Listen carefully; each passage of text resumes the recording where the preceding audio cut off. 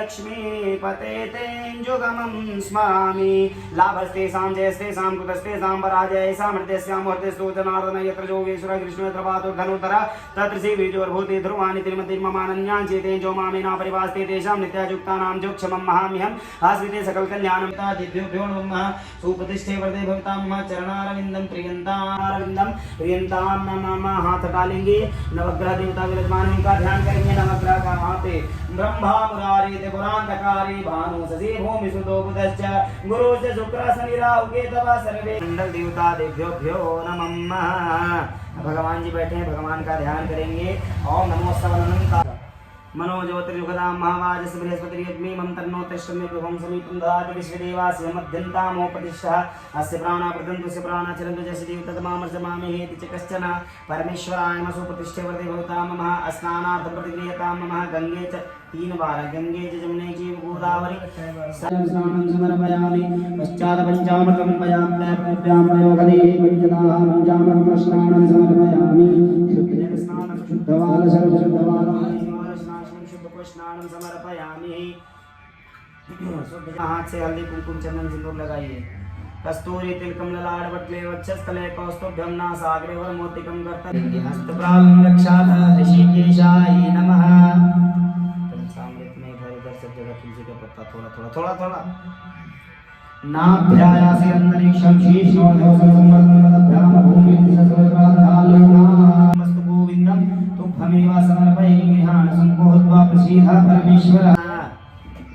3 बार जल नैवेद्यान्त्याचमन्यं शुद्धाचमः समानाय स्वमृतधाम्नसि स्वाहा रासमुद्रादर्शिताहं पचगोरि च नैवेद्यं प्रतिक्रियतां ममः। उसके बाद परमेश्वर का ध्यान करेंगे। ओम श्री परमेश्वराय महापादौ पूजयामि। ओम श्री परमेश्वराय महाजानुनी पूजयामि। ओम श्री यशोदापुत्राय नमः। नाभिरविन्देन पदारविन्दं मुखारविन्दे शयन्तं वटश्च पत्रेश्च पुटे शयानं बालं मुकुन्दं मनसा स्मरामि। श्रीकृष्ण गोविन्द हरे मुरारी हे नाथ नारायण वासुदेव जिहवे पिबस्वा अमृतमेव देवा गोविन्द दामोदर माधवेति। प्रेम से बोलिए कृष्णचंद्र भगवान की जय हो। घंटे बजाइए, संग दीजिए। बहुत अच्छा लगेगा पहले सुनो।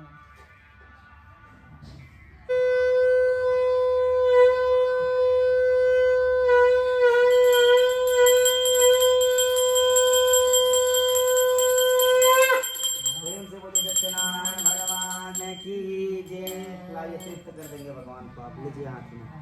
अथा प्रथमोत्तादि 88,000 ऋषियों ने पुराण वेद वक्ता श्री सूत जी महाराज से प्रश्न किया कि हे सूत जी महाराज, मनुष्यों को विशेष करके इसी कली काल के मनुष्यों को प्रभु की भक्ति कैसे मिलेगी, उनके कष्टों का निवारण कैसे होगा, उनके पाप कैसे दूर होंगे।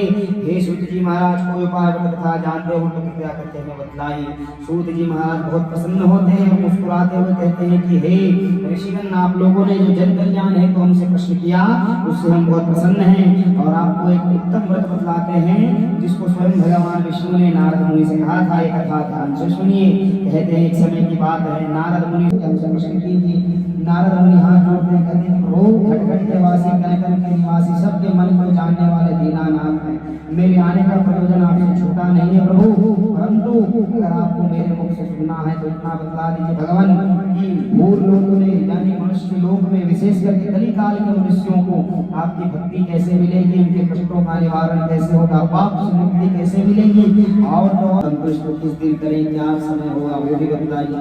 फिर भगवान बोलते हैं कि ये भी ध्यान दीजिएगा, नारद संसार का एकमात्र ऐसा खुदा होगा जिसका कोई मोल नहीं देखना पड़ेगा, कोई विधान नहीं होगा। यदि मनुष्य के हृदय में भगवान प्रति सच्ची श्रद्धा जागे, जाकर के भगवान का पूजन सामग्री इकट्ठा करें, केले के पत्ते, पान के पत्ते, अनेक प्रकार के फल फल मिष्टान ऋतु फल लेकर के बंधु बांधवों के साथ मिलकर के भगवान का कीर्तन भजन करे, गान करे, भगवान का गुणगान करे। इससे भगवान उसके सभी प्रकार के पापों को क्षमा करते हैं और अपने धाम को बुला लेते हैं। इति श्री स्कंद पुराणे रेवा खंडे श्री सत्यनारायण व्रत कथा महा प्रथमोध्याय। प्रेम से बोले सत्यनारायण भगवान की जय।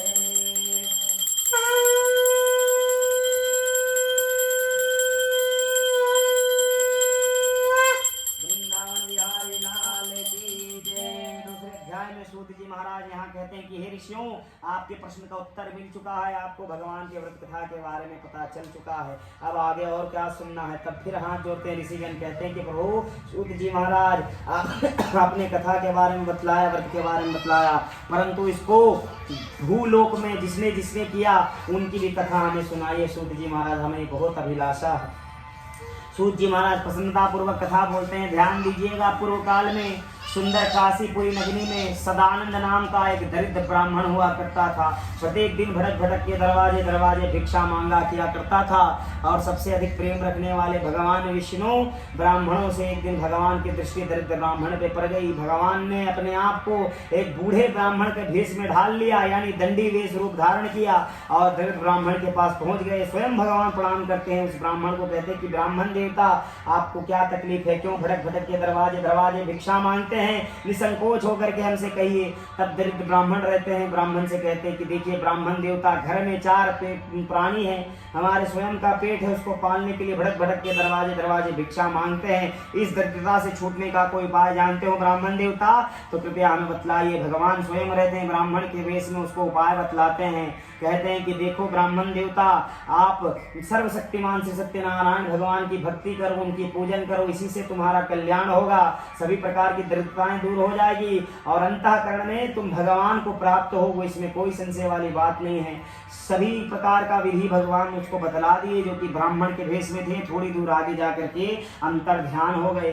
अब ये जो दरिद्र ब्राह्मण रहता है, मन ही मन संकल्प किया कि जो ब्राह्मण देवता ने हमें व्रत पूजन के बारे में बतलाया उसको अवश्य करेंगे। घर पे गया, रात भर नींद नहीं आया, सुबह जल्दी उठा ब्राह्मण और धनवान लोग के पास पहुंच गया, जहां भिक्षा मांगा। भिक्षा की जगह उसको 4 गुना धन प्राप्त हुआ भगवान की कृपा के कारण, और प्रसन्नता पूर्वक बाजार जाता है, सुंदर भगवान का पूजन सामग्री इकट्ठा किया, गेहूं का सवाया आटा, केले के पत्ते, केले का फल इत्यादि लेकर के भगवान का पूजन करता है, कीर्तन करता है, और कुछ ही दिन में वो दरिद्र ब्राह्मण दरिद्रता से मुक्त होकर के बहुत धनवान हो जाता है।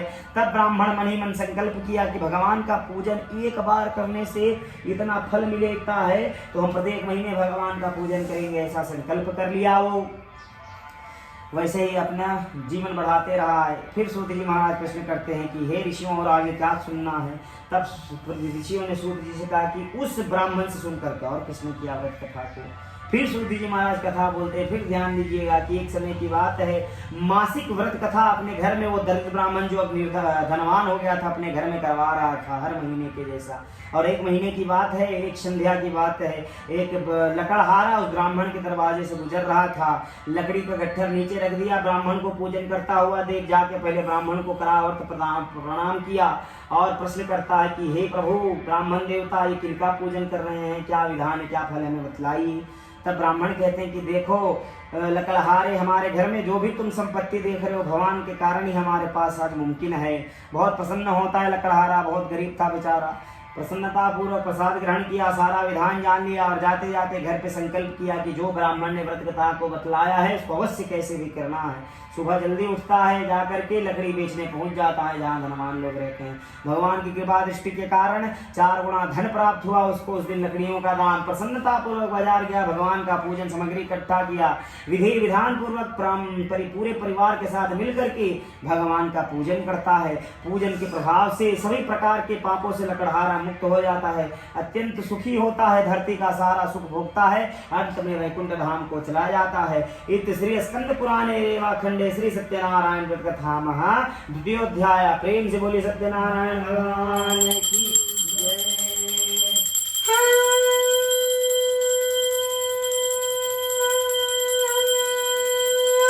वृंदावन बिहारी लाल की जय। तीसरे अध्याय में सूत जी महाराज और एक कथा बोल रहे हैं कि पूर्व काल में उल्का मुख नाम के महान बुद्धिमान राजा हुआ करते थे, सत्यवक्ता, जितेंद्र, प्रतिदिन जा करके गरीबों को मंदिर में अन्नदान, धनदान, वस्त्रदान दिया करते थे। उनकी पत्नी भी कमल के समान मुख वाली सती साध्वी थी, लेकिन दोनों पति पत्नी को कोई संतान नहीं था। इसलिए ब्राह्मणों उपदेश द्वारा दोनों पति पत्नी मिलकर जा करके भद्रशिला नदी के तट पे भगवान का विधि विधान पूर्वक पूजन कर रहे थे। उसी समय की बात है, उसी नदी के रास्ते से साधु नाम का एक वनिया यानी व्यापारी गुजर रहा था। राजन को पूजन करता हुआ देख नदी किनारे नाव को ठहरा दिया। जा करके राजन को करारवत प्रणाम करता है और पूछता है कि हे राजन, ये किनका पूजन कर रहे हैं, क्या विधान है, क्या फल है, हमें बतलाइए। राजन कहते हैं उससे कि देखो साधु वनिया, हमारे घर में कोई संतान नहीं, इसीलिए संतान प्राप्ति है तुम सर्वशक्तिमान भगवान सत्यनारायण का पूजन कर रहे हैं। वह वनिया बहुत प्रसन्न होता है, क्योंकि उसके घर में भी कोई संतान नहीं था। इसीलिए राजन से सारा विधान जान लिया, पूजन का प्रसाद ग्रहण किया, अपने घर में पहुंच गया। घर में पहुंचने के बाद अपने पत्नी लीलावती को सुंदर संतान देने वाले व्रत पूजन के बारे में बतलाता है। दोनों पति पत्नी मिलकर के संकल्प करते हैं कि हे प्रभु दीन दयाल अंतर्यामी घर घर के वासी दीनानाथ, दुनिया पुत्र के लिए तरसती है भगवान, परंतु आपकी कृपा से अगर कोई कन्या भी हो जाए तो सर से बांझपन का कलंक मिट जाएगा प्रभु, तब आपका पूजन हम अवश्य करेंगे। ऐसा बोलते हैं उन लोग, मन ही मन घोराते हैं। भगवान कर्मा निधान मन ही मन उनकी बातों को स्वीकार करके आशीर्वाद दे दिए। कुछ ही दिन की बात है, सांसारिक धर्म प्रवृत्त होकर के लीलावती गर्भवती हो गई। 10वें महीने में एक सुंदर कन्या को जन्म दिया। कन्या कला कला इस प्रकार बढ़ने लगी जैसे कि अभी के शुक्ल पक्ष में आकाश में चंद्रमा बढ़ रहे हैं। इसलिए कला कला बढ़ने के कारण ब्राह्मणों द्वारा, परम पूज्य पंडितों द्वारा कन्या का नाम कलावती रख दिया गया। तब पत्नी स्मरण कराती कि पतिदेव, हमारे घर में कन्या का जन्म हो चुका है, था भगवान की पूजा करनी चाहिए। लेकिन वनिया कंजूस ठहरा, झूठ बोलता है, कहता प्रिय इस कन्या को जन्म लेने में बहुत पैसे खर्च हुए हैं, अभी भगवान का पूजन नहीं करेंगे, जब कन्या का विवाह करेंगे तो अवश्य भगवान का पूजन करेंगे।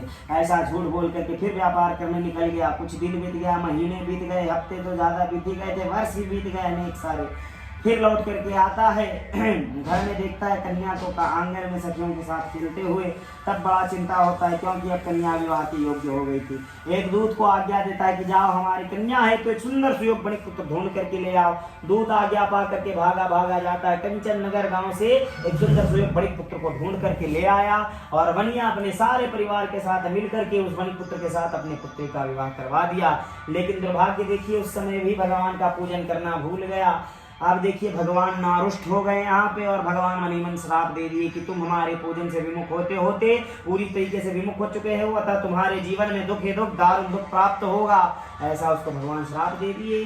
अब वो तो अनजान विवाह करवा लिया था अपनी पुत्री का, लेकिन जो दामाद था उसका बेरोजगार था। कहता है पुत्र घर पे बैठ के क्या करोगे, चलो दोनों ससुर मिल करके व्यापार करेंगे। दोनों व्यापार का सामान लेकर के नदी के रास्ते से नाव लेकर के निकल जाते हैं। चलते चलते नगर आता है रत्नसारपुर नगर, जहाँ राजा चंद्रकेतु का राज हुआ करता था, वहीं टिक गए।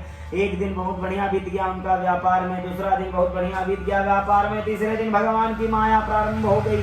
दो चोर प्रकट हुए, दोनों राजा चंद्रकेतु के हवेली में प्रवेश करे। माया देखिए भगवान का, जैसे ही चोरों ने प्रवेश किया, जितने भी सिपाही पहरेदार था सबका नींद खुल गया। अब चोर आए हैं तो चोरी जरूर करेंगे। सारा चोरी करा, संपत्ति राशि चोरी से चुराया और चोरों ने भागना प्रारंभ किया। फिर भगवान की माया देखिए, जितने भी सिपाही और पहरेदार थे सब सोए थे, जिनका सबका नींद खुल गया। अब आगे से चोर भागे, पीछे से चोर करके पहरेदार लोग भागे, छिपने का कहीं जगह नहीं मिलेगा। तो नदी के रास्ते, नदी किनारे पहुंच गए जहां वनिया का नाव खड़ा था। झटपट चुराया हुआ सारा संपत्ति उस नाव में छुपा दिए और चोर वहां से भाग गए। चोर दो हैं, ससुर दामाद दो हैं, नाव भी वनिया का। बात जबरदस्ती पकड़ लिया गया कि तुमने राजा के यहाँ से चोरी किया है, अतः तुम्हें कठोर से कठोर दंड मिलेगा। ऐसा उसको पहरेदार कहने लाख हाथ जोड़ता है, रात पैर पटकता है, कहता है कि हमने कोई चोरी नहीं किया। तब पहरेदार कहते हैं कि सभी चोर पकड़े जाने पे ही बोलते हैं कि हमने चोरी नहीं किया है, अतः तुम्हारे नाव से ही सारा संपत्ति कैसे मिला। जो भी सफाई देना है राजा के सामने देना। राजा के सामने दोनों को पेश किया गया। राजा ने किसी से कोई परामर्श नहीं लिया, दोनों गरीब पुत्रों को कारागृह में बंद करने का आदेश दे दिया। अब इसकी घर की कथा सुनिए। पत्नी लीलावती, पुत्री कलावती शारीरिक पीड़ा, मानसिक पीड़ा से ग्रसित हो रही थी, क्योंकि घर से सारा संपत्ति और जो भी सामग्री था गृहस्थ आश्रम का सब चोर चुरा करके भाग ले गए थे। खाने को अन्न नहीं छोड़े, पहनने को सिर्फ सिवा वस्त्र नहीं छोड़े। माता लोक लिहाज के कारण शर्म के मारे कैसे भी सह रही थी, लेकिन कन्या थी, भूख बर्दाश्त नहीं हुआ। निकल जाती है कि कहीं से तो नगर में कुछ खाने का इंतजाम मिल जाएगा। एक ब्राह्मण के घर में सौभाग्यवश भगवान का पूजन चल रहा था, वहीं पर टिक गई कन्या, बैठ गई। अनेक प्रकार का फल मिठाई देख करके और भी लालच बढ़ गया। पूजन खत्म होते होते रात्रि में बहुत विलंब हो गया। अब यहाँ पे माता आंखें लाल लाल करके खड़ी है दरवाजे पे कि कन्या गई तो गई कहाँ, इतना समय हो गया, रात्रि हो गया, अभी तक नहीं आई है, वापस क्या कर रही है। जैसे ही कलावती प्रसाद लेकर के पहुंचती है तो माता बोलती है कि हे पुत्री, तेरे मन में क्या है, तुम क्या कर रही थी अभी तक, ये सब क्या है, क्या लेकर के आ रही हो, कहाँ से आ रही हो, क्या कर रही थी। लाख हाथ जोड़ती है और प्रणाम करके कहती है कि माता, हमारे मन में ऐसी वैसी कोई बात नहीं, हम तो एक ब्राह्मण के घर में भगवान का पूजन होते देख रहे थे, इसलिए हमें भोजन ग्रहण करने में, प्रसाद ग्रहण करने में विलंब हो गया। हे माता, अतः मैं आपकी जो भी प्रसाद लेकर के आई हूँ उसको ग्रहण करिए। जैसे ही भगवान का नाम स्मरण हुआ लीलावती को, तब याद आया कि भगवान का पूजन संकल्प किया था, अभी तक पूरा नहीं हुआ। हो ना हो हमारी दीन दुर्दशा भगवान के कारण बिगड़ी हुई है। तब दोनों आस पड़ोस से कुछ भिक्षाटन यानी पैसा सहायता राशि मांगती हैं, भगवान का पूजन करती हैं विधि पूर्वक और वर मांगती हैं कि हे प्रभु दीन दयाल अंतर्यामी घर के वासी दीनानाथ, हमारे पति और दामाद को हमारे पास भिजवा दीजिए और हमें क्षमा करिए, भगवान हमारी भूल को माफ करिए। भगवान करुणा निधान राजा चंद्रकेतु को स्वप्न में जाके दर्शन दिए कि मूर्ख राजन, तुमने दो बड़े पुत्रों को अपने राजा कारागृह में बंद करके रखा है, सर्वथा निर्दोष है। अगर तुम इन्हें कल के कल नहीं छोड़ते हो तो हम तुम्हारे धन संपत्ति पुत्र आदि सबको जला करके भस्म कर देंगे। भगवान ऐसा वचन बोले और वहां से अंतर ध्यान हो गए उसके स्वप्न से। अब राजा अचानक से एकदम उठ गया, अब उसको भय होने लगा, इसलिए आपातकालीन सभा बुलाया, सभी मंत्रियों से मंत्रणा लिया कि क्या करना चाहिए। तब मंत्रियों ने कहा कि प्रभु, जैसा आपको भगवान ने करने को कहा वैसा करिए, इसी में हमारी राज्य की सलामती है। राजा आज्ञा देते हैं कि जाओ दोनों बड़े पुत्रों को क्षौर कर्म करवा करके सभा में बुला करके लाओ। दोनों को सभा में बुलाया जाता है। तब राजा स्वयं खड़े हो जाते हैं, कहते हैं कि देखिए महानुभाव, हमें क्षमा करिए, हमारे राज्य में आपको जो भी तकलीफ हुआ इसमें हमारी गलती नहीं है, भगवान की माया थी, फिर भी हम क्षमा प्रार्थी हैं। ऐसा करके क्षमा मांगता है और जितना उनका संपत्ति लिया था उससे दोगुना संपत्ति देता है दोनों बड़े पुत्रों को और अपने राज्य से मुक्त कर देता है। दोनों सुषमा यात्रा प्रारंभ करते हैं। ये श्री स्कंद पुराण सत्यनारायण भक्तनामा तृतीय अध्याय। प्रेम से बोले सत्यनारायण भगवान की जय।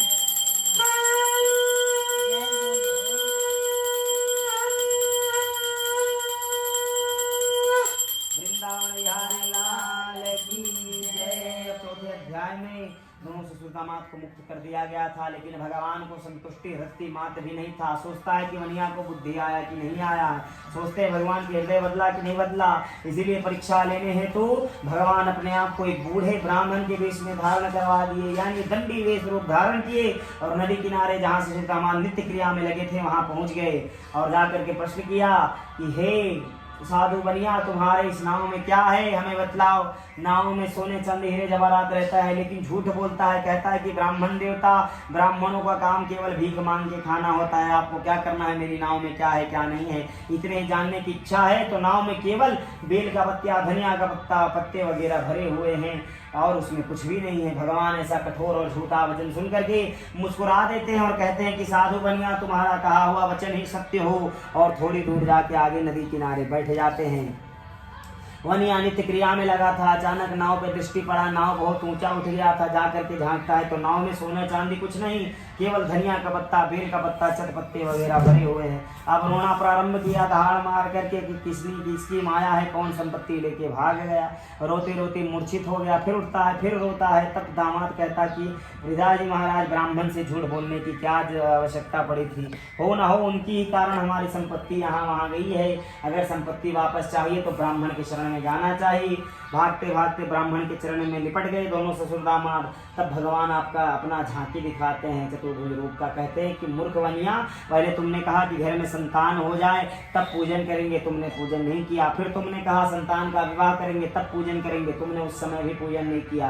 ये सब ठीक है, हमारे कारण ही तुम 3 साल तक कारागृह भोग करके आ रहे हो, फिर भी तुम्हें सद्बुद्धि नहीं आएगी। हाथ जोड़ता है वनिया, कहता है कि प्रभु आपके माया को बड़े बड़े देवता इंद्रादि नहीं पहचानते भगवान, तो हम भला अज्ञानी मनुष्य आपको कैसे जान सकते हैं। आप हमें क्षमा करिए, हमारा संपत्ति वापस कर दीजिए भगवान, यथाशीघ्र यथाशक्ति यहीं पे आपका पूजन हम करेंगे। भगवान तथास्तु बोले, वहां से अंतर ध्यान हो गए। वनिया ने भगवान का पूजन किया और जाकर के संपत्ति देखा तो वापस वैसे ही हो चुका था नाव में संपत्ति। वनिया अपने नगर की यात्रा प्रारंभ किया। जब कुछ दूर रह गया नगर के नजदीक तो एक दूत को बुला करके आज्ञा दिया कि जाओ संदेश सुना दो कि आपके पति और दामाद नगर के नजदीक आ चुके हैं। उसी समय लीलावती कलावती भगवान का पूजन में लीन थे और संदेश सुनाता है कौन आके सुनाता है भाई संदेश? दूत आके संदेश सुनाता है। तब माता बोलती है पुत्री से कि देख पुत्री, हमने पूजन का सारा कार्य संपन्न किया था, तेरे पति और पिता के स्वागत के लिए जा रही हूँ, तुम भी पूजन का कार्य सारे संपन्न करके अपने पति के स्वागत के लिए आना। कन्या है, भगवान का पूजन किया, अर्चना की, आरती किया, लेकिन पति के आने की खुशी में जल्दबाजी में ये सब जो भी प्रसाद लगा था भोग लगाना उसको खाना भूल गई। अब प्रसाद की अवज्ञा हो गई, भगवान नारुष्ट हो गए, सारा संपत्ति उतर गया नाव से। वनिया खुद स्वयं उतर गया नाव से। अब जब दामाद की उतरने की बारी आई उसी समय नाव समेत दामाद पानी में ही गायब हो गया। उसी समय कलावती पहुंच जाती है और बोलती है कि इस शरीर को रख कर क्या करेंगे, हमारा पति ही नहीं रहा तो अब क्या करेंगे, शरीर को रख के हम भी जान दे देंगे पानी में कूद करके। उसके आस पड़ोस के लोग पकड़ते हैं। तब बनिया को सद्बुद्धि आया था, उसने सोचा कि भगवान की माया फिर शुरू हो गई है। हाथ जोड़ता है, कहता है कि बहू, मेरे परिवार से, मेरे दामाद से, हमारी पुत्री से जो भी भूल चूक हुआ भगवान कृपया करके क्षमा करिए। तब भगवान आकाशवाणी करते हैं कि हे वनिया, तुम्हारा पुत्री हमारा प्रसाद त्याग करके आई है, अतः ये प्रसाद वापस जाके ग्रहण करके आए तो अपने पति का दर्शन अवश्य पाएगी। उसका पति केवल अदृश्य हुआ है, वहीं पे है, नदी में ही खड़ा हुआ हो। अब ऐसा सुन करके कन्या को जैसे सुनाई दिया भागा जाती है भगवान के पास, शरणारविंद में प्रणाम करती है, भगवान से क्षमा प्रार्थना मांगती है। जितना प्रसाद था सब में से थोड़ा थोड़ा ग्रहण करती है। नदी किनारे जैसे पहुंचती है तो अपना पति का दर्शन पाती है। वनिया अपने समस्त परिवार के साथ मिलजुल करके धरती पे पुण्य काम करवाता है, धरती का सारा सुख बोलता है और अंत में वैकुंठ धाम को चला जाता है। श्री स्कंद पुराणे रेवाखंडे श्री सत्यनारायण कथा चतुर्थ अध्याय। ह्रीं श्री बोली सत्यनारायण भगवान की जय।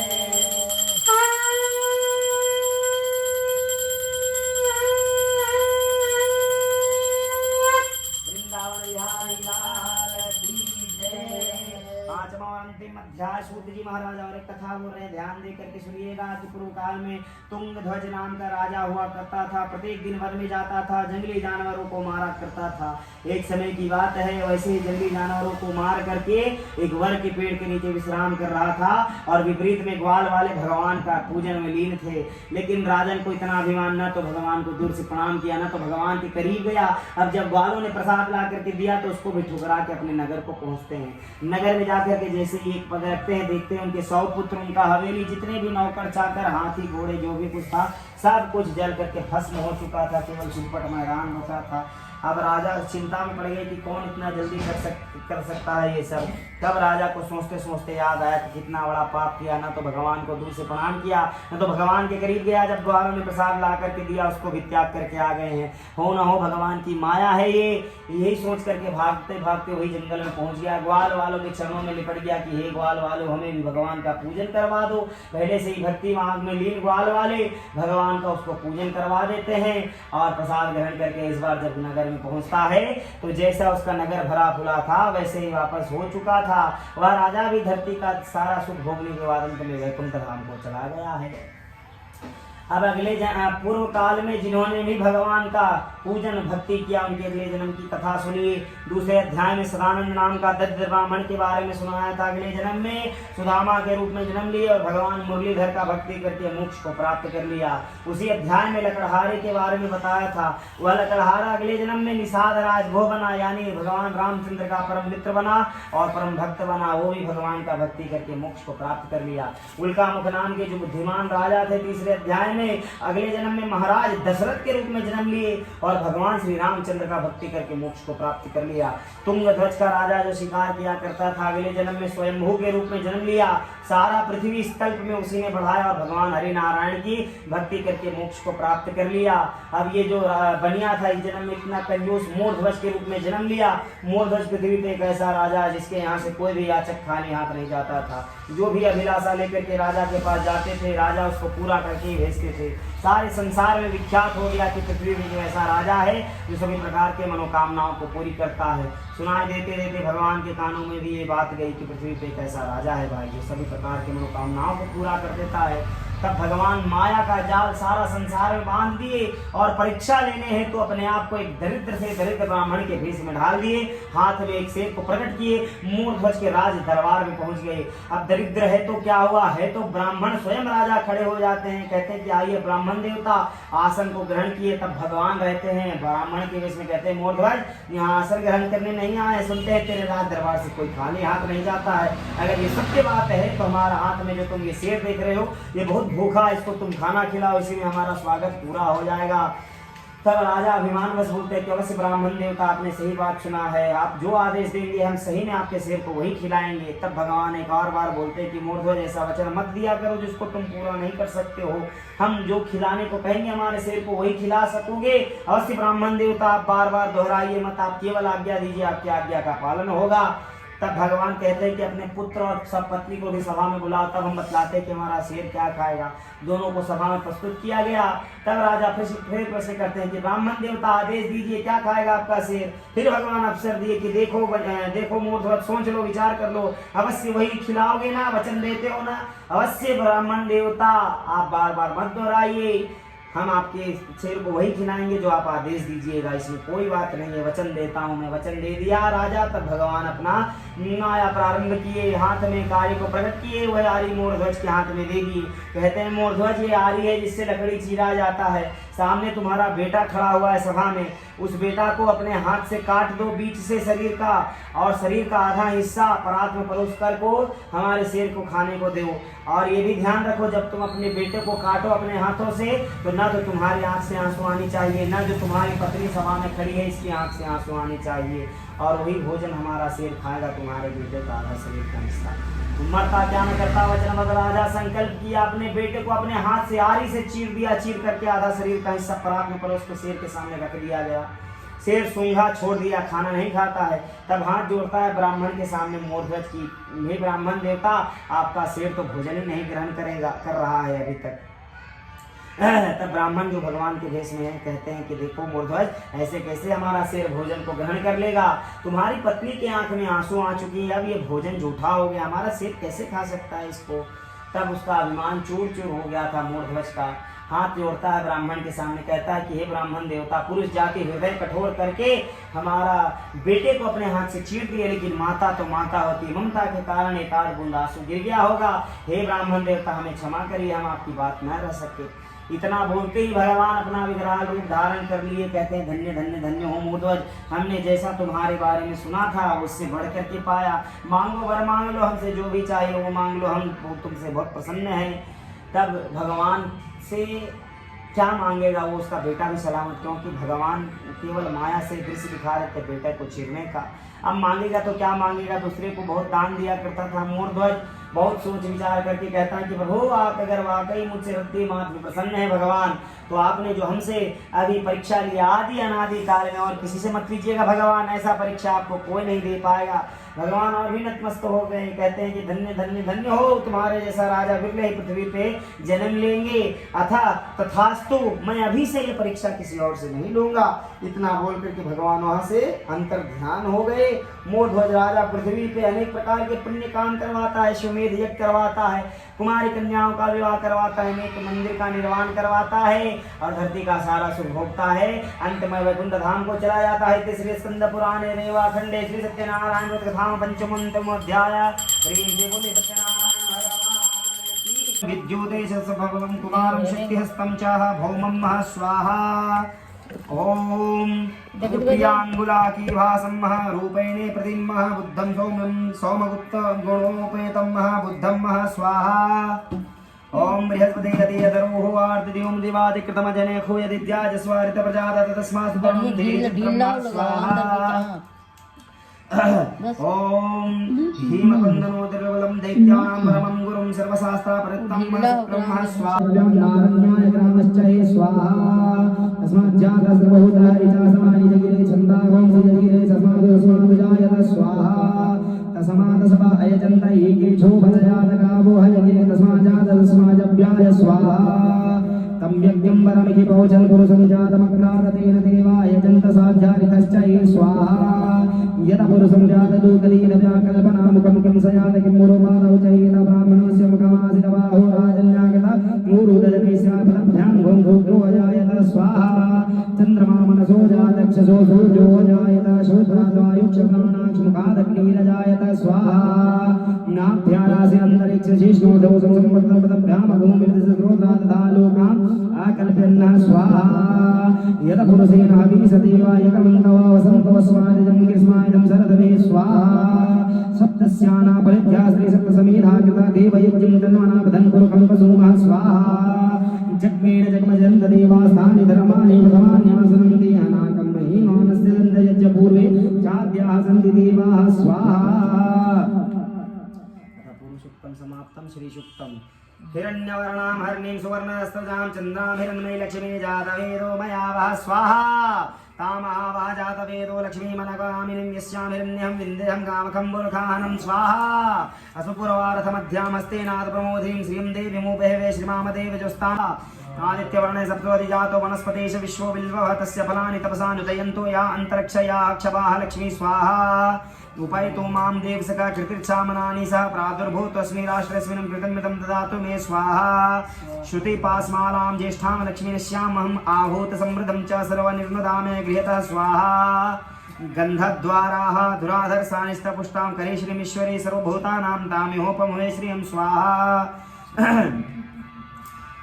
मनसा काममुक्तिं वाचा सत्यास्मिः पशूनां रूपमन्यस्य मयि श्रीहस्य तम्यशः स्वाहा कर्दमने प्रजाभूता मयि सम्भवा कर्दमा श्रियां वास्या मे कुले मातरं पद्मलीनं स्वाहा आपः सृजन्तु सिग्धानि चिकिल्तावस मे गृहे नीचा देवी मातरं श्रीं वास्या मे कुले स्वाहा आद्राः पुष्पकर्णानि पुष्टिं पिङ्गलं पद्मलीनं चन्द्रां हिरण्मयी लक्ष्मी जातवेदो मया वः स्वाहा ओम आद्राया कर्णीयष्टिं सुवर्ण हेममालिनीं सूर्यां हिरण्मयी लक्ष्मी जातवेदो मया वः स्वाहा ओम तामावः श्रीप्रेस्माकि भूमिं नाम्यलुभं नाम्यमोचितलभं स्वाहा महालक्ष्मी च विद्महे विष्णुपत्नी च धीमहि तन्नो लक्ष्मी प्रचोदयात् स्वाहा ओम आनंदकृतमाः श्रीदिचिकिल्ता इति विश्रुताः ऋषयः श्रियाय पुत्राय श्रीदेवीर्देवता मताः स्वाहा त्र्यम्बकं जज्जामहे सुगन्धिं पुष्टिवर्धनमुर्वारुकमिव बन्धनान्वितोर्मोक्ष्यमामृतात् स्वाहा त्र्यम्बकं जज्जामहे सुगन्धिं पुष्टिवर्धनमुर्वारुकमिव बन्धनान्वितोर्मोक्ष्यमामृतात् स्वाहा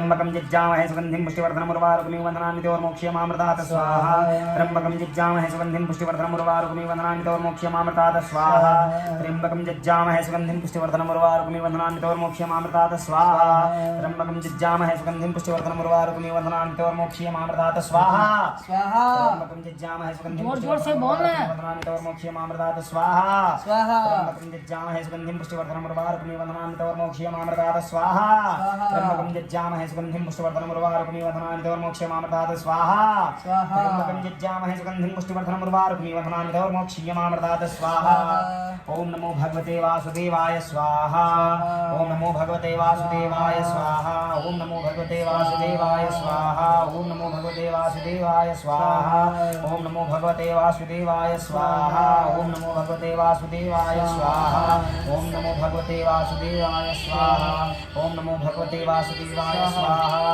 ओम नमो भगवते वासुदेवाय स्वाहा ओम नमो भगवते वासुदेवाय स्वाहा ओम नमो भगवते वासुदेवाय स्वाहा राम रामेति रामेति रमे रामे मनोरमे सहस्रनाम तुल्यम राम नाम वरानने स्वाहा राम रामेति रामेति रमे रामे मनोरमे सहस्रनाम तुल्यम राम नाम वरानने स्वाहा राम रामेति रामेति रमे रामे मनोरमे सहस्रनाम तुल्यम राम नाम वरानने स्वाहा राम रामेति रामेति रमे रामे मनोरमे सहस्रनाम तुल्यम राम नाम वरानने स्वाहा राम रामेति रामेति रमे रामे मनोरमे सहस्रनाम तुल्यम राम नाम वरानने स्वाहा राम रामेति रामेति रमे रामे मनोरमे सहस्रनाम तुल्यम राम नाम वरानने स्वाहा राम नाम वरानने स्वाहा राम रामेति रामेति रमे रामे मनोरमे सहस्रनाम तुल्यम राम नाम वरानने स्वाहा राम रामेति रामेति रमे रामे मनोरमे सहस्रनाम तुल्यम राम नाम वरानने स्वाहा ओम ऐं ह्रीं क्लीं चामुण्डाय विचे स्वाहा ओम ऐं ह्रीं क्लीं चामुण्डाय विचे स्वाहा ओम ऐं ह्रीं क्लीं चामुण्डाय विचे स्वाहा ओम ऐं ह्रीं क्लीं चामुण्डाय विचे स्वाहा ओम ऐं ह्रीं क्लीं चामुण्डाय विचे स्वाहा स्वाहा स्वाहा स्वाहा स्वाहा स्वाहा नमोस्तवनन्ताय सहस्रमूर्ते सहस्रपादाक्षि शिरोर्वाभि सहस्रनाम्य पुरुषाय साधु सहस्रकोटिधारिण्ये नमः स्वाहा स्वाहा नमोस्तवनन्ताय सहस्रमूर्ते सहस्रपादाक्षि शिरोर्वाभि सहस्रनाम्य पुरुषाय साधु सहस्रकोटिधारिण्ये नमः स्वाहा स्वाहा एकदन्ताय विद्महे वक्रतुण्डाय धीमहि तन्नो दन्ति प्रचोदयात् स्वाहा वक्रतुण्डाय विद्महे महादेवाय धीमहि तन्नो रुद्र प्रचोदयात् स्वाहा कात्यायनी च विद्महे कन्याकुमारी च धीमहि तन्नो दुर्गे प्रचोदयात् स्वाहा नारायणाय विद्महे वसुदेवाय धीमहि तन्नो विष्णु प्रचोदयात् स्वाहा महालक्ष्मी च विद्महे विष्णुपत्न्यै च धीमहि तन्नो लक्ष्मी प्रचोदयात् स्वाहा आंजनेयाय विद्महे रामदूताय धीमहि तन्नो हनुमते प्रचोदयात् स्वाहा समाप्त मम सकुटुंब अस्य मित्रादि आयुकर्ता क्षेमकर्ता पुष्टिकर्ता समस्त दोष मूल जड़ विनाशन हरते भगवन सत्यदेव पूजन कर्मणा तथा दीर्घायु चिरायु उत्तम आरोग्य लाभार्थे होम कर्मणा होम पूर्णार्थे पूर्णाहुति संपत्ति डाल देंगे इसके अंदर धीरे से डालिए चलिए असीत्रापावेत्रामासी साधारापावेत्रामासी साधारापावेत्रामासी भुवनासी वसन्ति स्वाहा थोड़ा ऊपर से डाल पूर्ण अंदर में तो कुछ नहीं ओके हाँ नहीं करवा ठीक है थाली में ओहो थाली में ओम नमो भगवते वासुदेवाय तर्पयामि ओम नमो भगवते वासुदेवाय तर्पयामि ओम नमो भगवते वासुदेवाय तर्पयामि माता पिता ओम नमो भगवते वासुदेवाय मार्जयामि ओम नमो भगवते वासुदेवाय मार्जयामि राजा रामचंद्र जी के भक्ति करहूँ चंदन सुख दीजे आरती श्री राजा रामचंद्र जी के पहली आरती पुष्प के माला पुष्प के माला हरिहर पुष्प के माला काली नागनाथ कृष्ण गोपाला आरती श्री राजा रामचंद्र जी के भक्ति करहूँ संतन सुख दीजे आरती श्री राजा रामचंद्र जी के दूसरे आरती देव के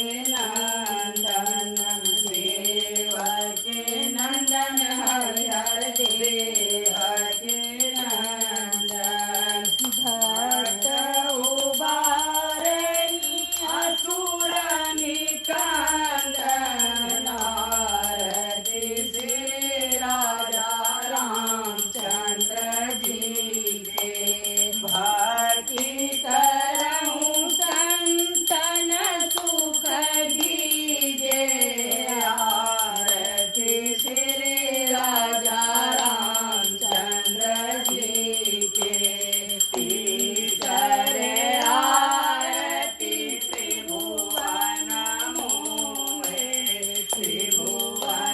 मोहे हरिहर त्रिभुवन मोहे गरुड़ सिंहासन राजा रामचंद्र सोहे आरती श्री राजा रामचंद्र जी के भक्ति करहूँ संतन सुख दीजे आरती श्री राजा रामचंद्र जी के चौथी आरती चहु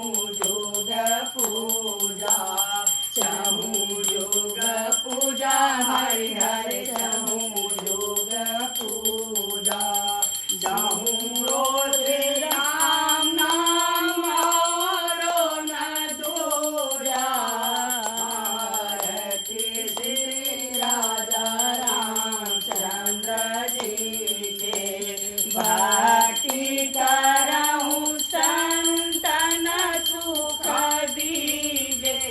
आरती श्री राजा रामचंद्र जी के पंचम आरती राम जी के भावे राम जी के भावे हरिहर राम जी के भावे राम भावे परम पद पावे आरती श्री राजा रामचंद्र जी के भक्ति करहूँ संतन सुख दीजे आरती श्री राजा रामचंद्र जी के षष्ठम आरती लक्ष्मण भ्राता लक्ष्मण भ्राता हरिहर लक्ष्मण भ्राता आरती उतारे कौसल्या माता आरती श्री राजा रामचंद्र जी के भक्ति करहूँ संतन सुख दीजे आरती श्री राजा रामचंद्र जी के सप्तम आरती सो हरि हरि के प्रहलाद विभीषण जय सो आरती श्री राजा रामचंद्र जी के भक्ति करहूँ संतन सुख दीजे आरती श्री राजा रामचंद्र जी के अष्टम आरती लंका सिधारे हरिहर लंका सिधारे रावण मारे विभीषण तारे आरती श्री राजा रामचंद्र जी के भक्ति करहूँ संतन सुख दीजे आरती श्री राजा रामचंद्र जी के नवम आरती वामन देवा हरिहर वामन देवा भक्ति करहूँ संतन सुख दीजे आरती श्री राजा रामचंद्र जी के कंचन थाल कपाटी हरिहर कपूर लोवासी जगमग ज्योत जले दिन राति आरती श्री राजा रामचंद्र जी के भक्ति करहूँ संतन सुख दीजे आरती श्री राजा रामचंद्र जी के तुलसी के पात्र कंठ मन हीरा हरिहर कंठ मन हीरा तुलसी जय दास कबीरा आरती श्री राजा रामचंद्र जी के भक्ति करहूँ संतन सुख दीजे आरती श्री राजा रामचंद्र जी के लगन वाया दे धन तुलसी जी के परम सने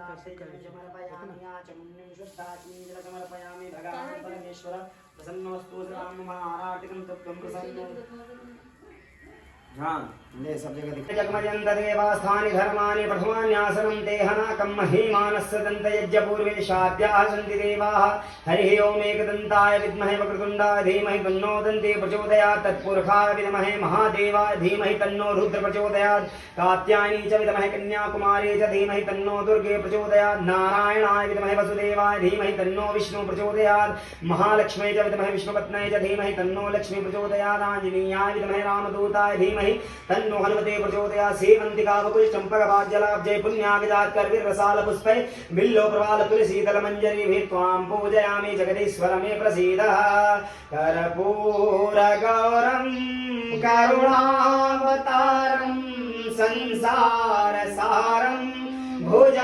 भुजगेन्द्रहारं सदा वसन्तं हृदयारविन्दे भवं भवानी सहितं नमामि त्वमेव माता च पिता त्वमेव बन्धु च सखा त्वमेव विद्या द्रविणं त्वमेव सर्वं मम देव पापोऽहं पापकर्माहं पापात्मा काक्षा सर्पाफलो भवा नाना सुगन्धानि था कालो भवानी पुष्पाणि दत्ता मंत्र पुष्पाणि समर्पये प्रेम से बोले साचे दरबार की जय। आयुधनम चिरंजीवी हो दीर्घायु धनवान गुणवान भवः उड़ जाएगी आयुष्मान ऐश्वान हो खूब धन कमाओ खूब नाम बढ़िया से नहाए तू दूध तेरे के लिए नहीं ना होता चलो आज बंद हो लिखावा के पूरा क्यों पापा के माथा पटक रुक जा बोले श्री हनुमान जी महाराज की కొబ్బరికాయ కొడుతున్నా మాట చేస్తున్నా डमी नहीं बेचारा तो हो गए सब सब ताकत खत्म हो गई भैया के सब ले फिर सब स्थाने परमेश्वर पूजा अर्चना काले सु पुनरागमन्य वै ओम ज्ञानदो व्योमष्ट कामना सिद्धते पुनरागमन्य वै क्षमा प्रार्थना अपराध सहस्राणि तिरंतम हरिसंदासो यामिति मामं मत्वा क्षमस्वं परमेश्वरं मंत्रहीनं क्रियाहीनं भक्तिहीनं सुरेश्वर यदि पूजितं मया देवा परिपूर्णं तदस्तनयावाहनं जानामि न जानामि सजनं पूजां चैन जानामि क्षम्यतां परमेश्वर ओम विष्णवे नमः ओम विष्णवे नमः ओम विष्णवे नमः बोलो साचे दरबार की जय। तरह से लगे